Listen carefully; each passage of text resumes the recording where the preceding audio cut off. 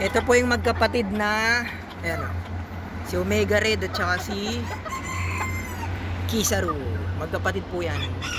Ayan si Kizaru. Ito si Omega Red. Di po sila nag-away kasi alam po nilang magkapatid sila. Ito po limbuyugin po to eh. Ayan. Yan naman po yung green legs. Habang ito si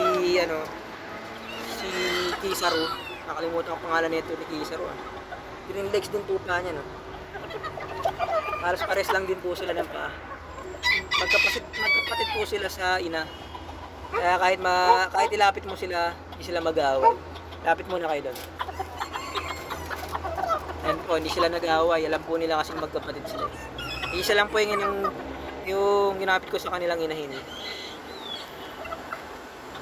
Yung ginamit ko po sa kanilang inahin ay ito po yung ginamit ko sa kanilang inahin, dalawa. Si Zebra uli. Yan.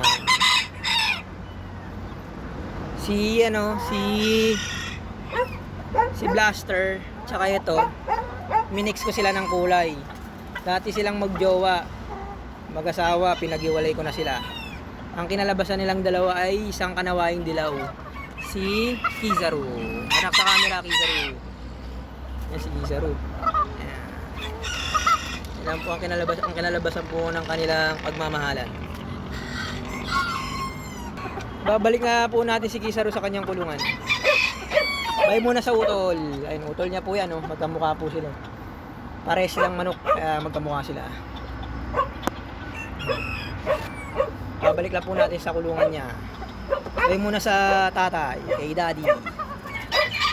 Tatay niya talaga yan. Mukhang galit sa yung tatay mo. Yan lang po mga kabanta. Maraming salamat po sa panonood. Teng.